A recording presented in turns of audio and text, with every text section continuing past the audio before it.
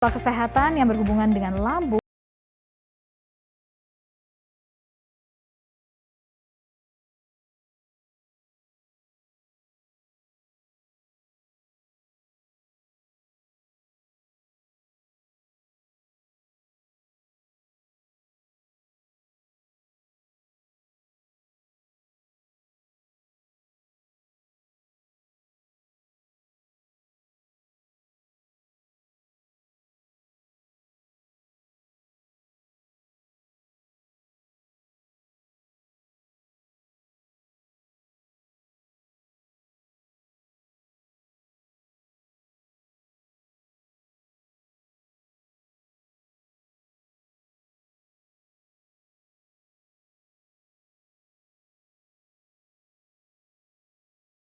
membutuhkan penanganan lebih lanjut seperti tindakan operasi.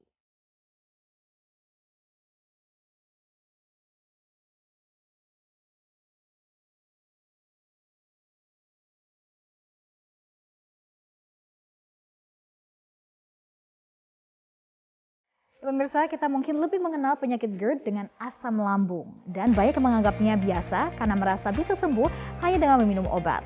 Padahal dalam beberapa kasus, GERD harus ditangani dengan operasi dan jika terlambat penanganannya bisa menjadi fatal. Nah, sebenarnya bagaimana mendeteksi awal gejala GERD dan juga cara efektif untuk menanganinya? Kami sudah tersambung dengan dokter spesialis penyakit dalam Firly Nanda Muzelina. Selamat pagi, Dok.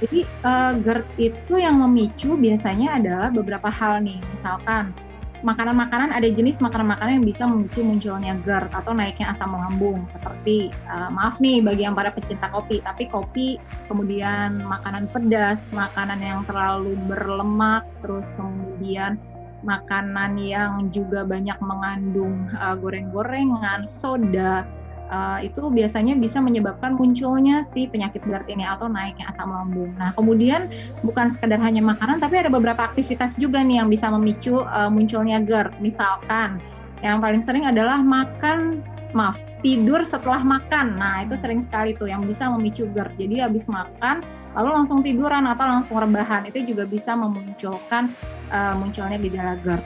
Gejala yang dirasakan yang tadi seperti saya sebutkan biasanya akan muncul adalah dada, rasa panas gitu ya, heartburn kita sebutnya, dan biasanya mulut akan muncul dengan terasa asam atau terasa pahit. Nah, tapi sebenarnya selain dari itu yang juga suka dikeluhkan sama pasien itu adalah yaitu kayak berdebar-debar, dada terasa sesak gitu, karena ya asam lambung yang naik dari dalam lambung ke kerongkongan bisa menyebabkan rasa yang tidak nyaman di dada, sehingga biasanya menimbulkan juga berdebar-debar, sesak nafas, dan nyeri dada.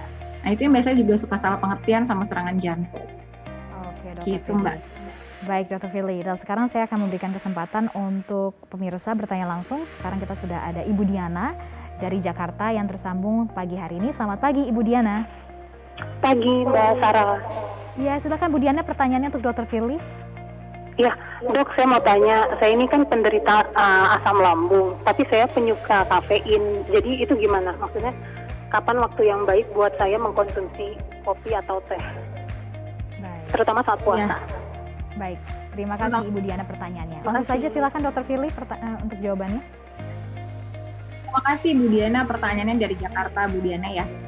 Jadi sebenarnya saya sih bukan musuhin kafein ya, tapi memang dari beberapa studi gitu, dari beberapa penelitian bahwa memang dengan mengkonsumsi kafein bisa menyebabkan masalah di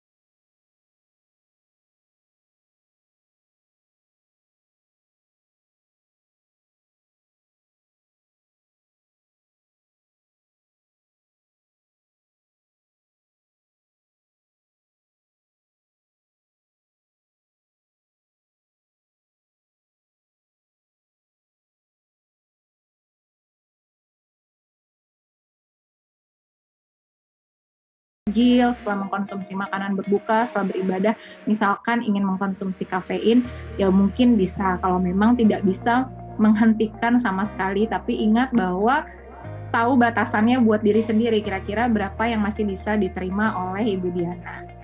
Gitu, Mbak Sarah. Berarti untuk bulan puasa ya, Dokter Firly, itu tipsnya. Tapi Dokter Firly, berbicara tentang bulan puasa, salah satu pemicu GERD ini dikatakan adalah langsung tidur setelah makan dan juga makan makanan gorengan. Ini kan identik juga nih dengan bulan puasa, di mana biasanya habis sahur baik langsung tidur lagi karena udah kekenyangan, atau mungkin untuk menghabiskan waktu biar cepat ya. Dan juga untuk gorengan ini juga menjadi menu berbuka yang sangat identik dengan favoritnya warga. Ini bagaimana Dokter Firly untuk mengatasi atau menyiasatinya sehingga tidak terkena GERD? Ya, oke. Nah, itu benar banget tuh Mbak Sarah. Jadi kalau misalkan kita setelah sahur langsung tiduran, wah itu sangat bisa memicu GERD. Memang sih sebenarnya kalau bisa sih tidak tidur setelah sahur ya, tapi bila misalkan tidak bisa dihindari gitu atau terlalu ngantuk atau nanti butuh waktu untuk beraktivitas kembali, jadi paling tidak sedikit tidur, sangat dianjurkan untuk tidurnya tidak berbaring secara rata gitu. Jadi agak sedikit lebih tinggi, mungkin setengah duduk. Jadi tidak berbaring rata, tapi mungkin setengah duduk.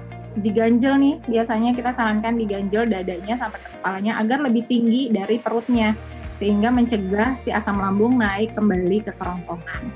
Kemudian yang tadi jenis makanan-makanan ya memang ya agak sulit sih, karena memang jenis-jenis makanan yang tadi Mbak Sarah sebutkan semua yang enak-enak gitu ya, yang kita konsumsi selama bulan puasa, yang memang biasanya akan memicu munculnya GERD. Lagi kembali saya sarankan misalkan memang pada pasien-pasien yang punya GERD, mungkin sebelum memasuki bulan puasa, kontrol kembali ke dokternya terlebih dahulu sebelum memasuki bulan puasa, dan mungkin dilihat-lihat nih kalau memang tadi makanan-makanan yang sebenarnya memicu munculnya GERD mungkin tidak semuanya memicu ya kalau untuk para pribadi-pribadi masing-masing, sehingga mungkin kalau menurut saya memang bila ingin mengkonsumsi sekali mungkin dibatasi ya Mbak Sarah, jadi jangan berlebihan.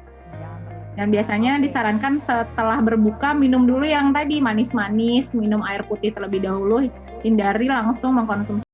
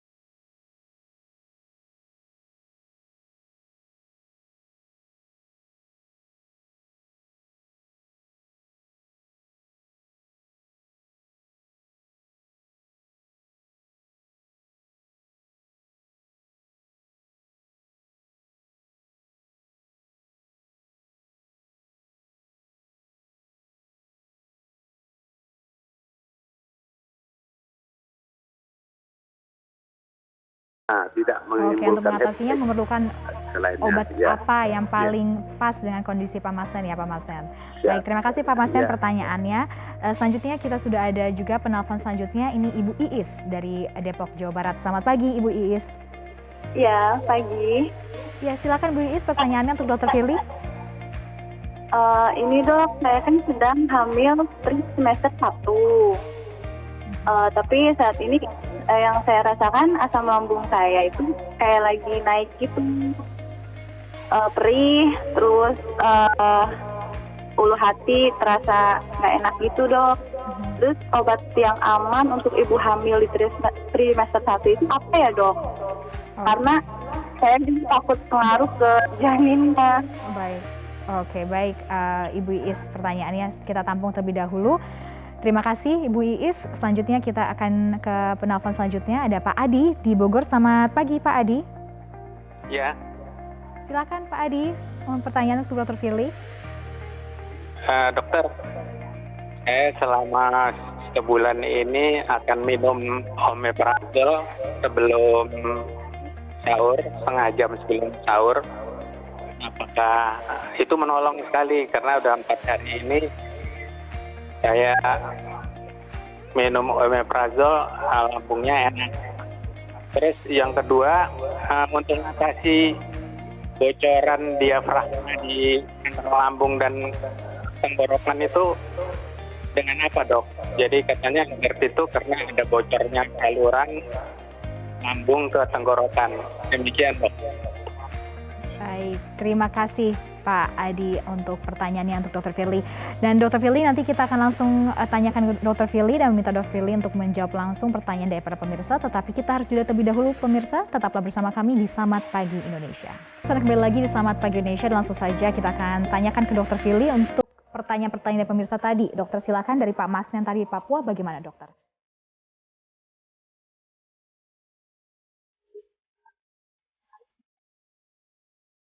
Maaf, Dr. Firly bisa di-unmute, suara Anda belum bisa terdengar. Ya, sekarang bisa terdengar. Silakan dokter. Ya, jadi kalau untuk Masnen dari Papua, kan memang ada baru ketahuan ada gulanya dan kemudian perutnya kembung. Kalau menurut saya obat yang cocok adalah tetap harus berobat dulu nih ke dokternya gitu, karena harus benar-benar dilakukan pemeriksaan yang secara menyeluruh dan kemudian bisa saja keluhannya itu juga terkait dari komplikasi gula darahnya yang baru diketahui tinggi.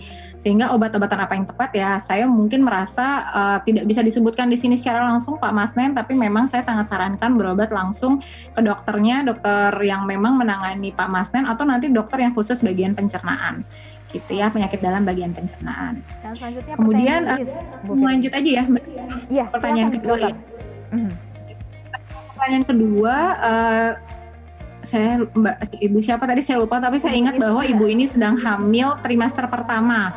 Nah, apakah obat memang kalau pada hamil itu Bu resiko munculnya GERD jadi meningkat karena memang kan tekanan ya walaupun trimester pertama tetap saja perut yang makin lama makin besar jadinya bisa menekan ke lambung sehingga lebih memudahkan naiknya asam lambung ke kerongkongan.